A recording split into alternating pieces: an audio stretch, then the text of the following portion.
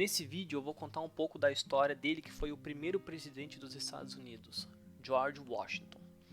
George Washington nasceu em 22 de fevereiro de 1732 na plantação de sua família em Pope's Creek, no condado de Westmoreland, na colônia britânica da Virgínia.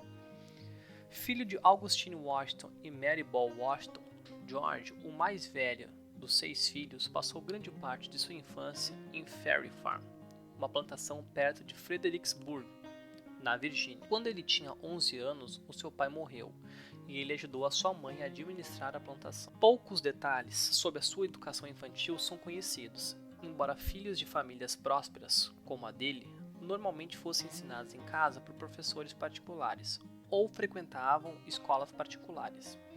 Acredita-se que ele terminou a educação formal por volta dos 15 anos. Quando adolescente, Washington, que havia demonstrado aptidão para a matemática, tornou-se um pesquisador de sucesso. Suas expedições de pesquisa no deserto da Virgínia lhe renderam dinheiro suficiente para começar a adquirir terras próprias. Em 1751, Washington fez sua única viagem para fora da América, quando viajou para Barbados com seu meio-irmão mais velho Lawrence, que sofria de tuberculose e esperava que o clima quente o ajudasse a se recuperar. Pouco depois de sua chegada, George contraiu varíola. Embora tenha sobrevivido à doença, o deixou com cicatrizes faciais permanentes. Um ano mais tarde, em 1752, seu irmão, que foi seu mentor, acabou morrendo. George acabou herdando a propriedade de Lawrence em Mount Vernon, no rio Potomac, perto de Alexandria, Virgínia. Em dezembro de 1752, Washington, que não tinha experiência militar anterior, foi nomeado comandante da milícia da Virgínia, participando da Guerra Franco-Indígena. Em 1759, Washington renunciou à sua comissão, voltou para Mount Vernon e foi eleito para a legislatura provincial da Virgínia, dando início à sua vida política. Em janeiro de 1759, ele se casou com Martha Dandridge Custis, uma viúva rica com 2 filhos. Washington tornou-se um padrasto dedicado, mas ele e a Martha nunca tiveram filhos juntos. Nos anos seguintes, Washington expandiu o Mount Vernon de 2.000 hectares para uma propriedade de 8.000 hectares, com 5 fazendas. Ele cultivou uma variedade de culturas, incluindo trigo e milho. Criou mulas e manteve pomares de frutas e uma pescaria de sucesso. Ele estava profundamente interessado em agricultura e estava sempre experimentando novas culturas e métodos de conservação da terra. No final da década de 1760, Washington experimentou em primeira mão os efeitos do aumento dos impostos aos colonos americanos pelos britânicos e passou a acreditar que era do interesse dos colonos declarar a independência da Inglaterra. Ele serviu como delegado do primeiro Congresso Continental em 1774, na Filadélfia. Quando o segundo Congresso Continental se reuniu um ano depois, a Revolução Americana já havia começado, para valer, e Washington foi nomeado o comandante-chefe do Exército Continental. Washington provou ser melhor general do que estrategista militar. Sua força não estava em seu gênio no campo de batalha, mas em sua capacidade de manter unido o exército colonial em dificuldades. Suas tropas eram mal treinadas e careciam de comida, munição e outros suprimentos. Os soldados às vezes até andavam descalços no inverno. No entanto, Washington era capaz de dar a motivação necessária para seu exército. Sua liderança durante o inverno de 77 e 78 em Valley Forge foi a prova de seu poder de inspirar seus homens a continuar. Ao longo da exaustiva guerra de 8 anos, as forças coloniais venceram poucas batalhas, mas sempre se defenderam contra os britânicos.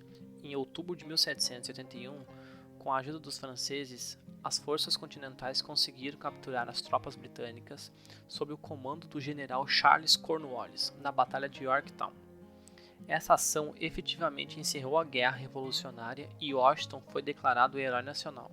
Em 1783, com a assinatura do Tratado de Paris entre Grã-Bretanha e os Estados Unidos, Washington, acreditando ter cumprido seu dever, renunciou ao comando do exército e voltou para Mount Vernon, com a intenção de retornar à sua vida como um fazendeiro e homem de família. No entanto, em 1787, ele foi convidado a comparecer à Convenção Constitucional na Filadélfia e chefiar o comitê para redigir a nova Constituição. Sua impressionante liderança convenceu os delegados de que ele era de longe o homem mais qualificado para se tornar o primeiro presidente dos Estados Unidos. A princípio, Washington hesitou. Ele queria finalmente retornar a uma vida tranquila em casa e deixar o governo da nova nação para outras pessoas. Mas a opinião pública era tão forte que ele acabou cedendo. A primeira eleição presidencial foi realizada em 7 de janeiro de 1789 e Washington venceu com folga. John Adams, que recebeu o segundo maior número de votos, tornou-se o primeiro vice-presidente do país.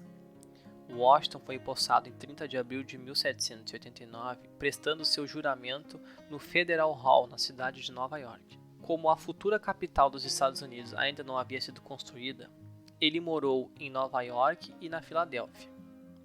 Enquanto estava no cargo, ele assinou um projeto de lei estabelecendo uma futura capital permanente nos Estados Unidos, ao longo do rio Potomac. A cidade mais tarde seria conhecida como Washington, D.C., em sua homenagem. Os Estados Unidos era uma nação pequena quando Washington assumiu o cargo, composta por 11 estados e aproximadamente 4 milhões de pessoas, e não havia precedente de como o novo presidente deveria conduzir negócios domésticos ou estrangeiros. Ciente de que suas ações provavelmente determinariam como os futuros presidentes deveriam governar, Washington trabalhou duro para dar um exemplo de justiça, prudência e integridade. Em assuntos externos, ele apoiou relações cordiais com outros países, mas também favoreceu uma posição de neutralidade em conflitos externos. Internamente, nomeou o primeiro presidente da Suprema Corte dos Estados Unidos, John Jay. Assinou um projeto de lei estabelecendo o primeiro Banco Nacional, o Banco dos Estados Unidos, e montou seu próprio gabinete presidencial. Seus dois nomeados de gabinete mais proeminentes foram o secretário de Estado, Thomas Jefferson, e o secretário do Tesouro Alexander Hamilton, dois homens que discordavam fortemente sobre o papel do governo federal. Hamilton favorecia um governo central forte e fazia parte do Partido Federalista, enquanto Jefferson favorecia os direitos dos estados mais fortes como parte do Partido Democrata Republicano, o precursor do Partido Democrata. A presidência de George Washington foi marcada por uma série de estreias. Ele assinou a primeira lei de direitos autorais, protegendo os direitos autorais dos autores. Ele também assinou a primeira proclamação de ação de graças, tornando 26 de novembro um dia nacional de ação de graças pelo fim da guerra e pela ratificação bem-sucedida da Constituição. Durante a presidência de Washington, o Congresso aprovou a primeira lei de Receita Federal, o Imposto sobre Bebidas Destiladas. Em julho de 1794, os fazendeiros do oeste da Pensilvânia se rebelaram contra o chamado Imposto do Uísque. Washington convocou mais de 12 mil milicianos para a Pensilvânia para dissolver a rebelião em um dos primeiros grandes testes de autoridade do governo nacional. Sob a liderança de Washington, os estados ratificaram a Declaração de Direitos e 5 novos estados entraram na União: Carolina do Norte, Rhode Island, Vermont, Kentucky e Tennessee. Em seu segundo mandato, Washington emitiu a Proclamação de Neutralidade para evitar entrar na Guerra de 1793 entre a Grã-Bretanha e a França. Em 1795, Washington assinou o Tratado de Amizade do Comércio e Navegação entre a Sua Majestade Britânica e os Estados Unidos da América, ou Tratado de Jay, assim chamado por John Jay, que o negociou com o governo do rei George III. Ajudou os Estados Unidos a evitar a guerra com a Grã-Bretanha, mas também irritou alguns membros do Congresso em casa e foi ferozmente combatido por Thomas Jefferson e James Madison. Intencionalmente causou alvoroço entre os franceses, que acreditavam que violava os tratados anteriores entre Estados Unidos e a França. A administração de Washington assinou 2 outros tratados internacionais influentes: o Tratado de Pinckney, em 1795, também conhecido como Tratado de São Lourenço, estabeleceu relações amistosas entre os Estados Unidos e a Espanha, firmando as fronteiras entre os territórios estadunidense e espanhol na América do Norte e abrindo o Mississippi aos comerciantes americanos. O Tratado de Trípoli, assinado no ano seguinte, deu aos navios americanos acesso às rotas marítimas do Mediterrâneo, em troca de um tributo anual ao Pachá de Trípoli. Em 1796, após 2 mandatos como presidente e recusando-se a cumprir um terceiro mandato, Washington finalmente se aposentou. No seu discurso de despedida, ele insistiu que a nova nação tem que manter os mais altos padrões internamente e ter o envolvimento com potências estrangeiras o mínimo possível. O discurso ainda é lido todo o mês de fevereiro no Senado dos Estados Unidos para comemorar o aniversário de Washington.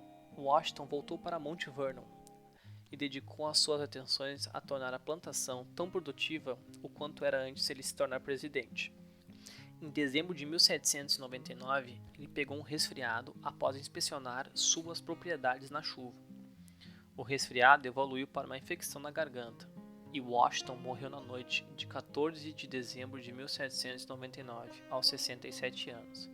Ele foi sepultado em Mount Vernon, que em 1960 foi considerado um marco histórico nacional. Na época de sua morte, em 1799, George Washington possuía cerca de 300 pessoas escravizadas. Porém, antes de sua morte, ele se opôs à escravidão. E em seu testamento ordenou que seus trabalhadores escravizados fossem libertados após a morte de sua esposa.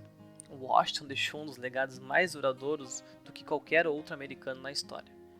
Conhecido como o pai de seu país, seu rosto aparece na nota de $1 e na moeda de $0,25. E dezenas de escolas, cidades e condados, assim como o estado de Washington e a capital do país, têm seu nome em sua homenagem.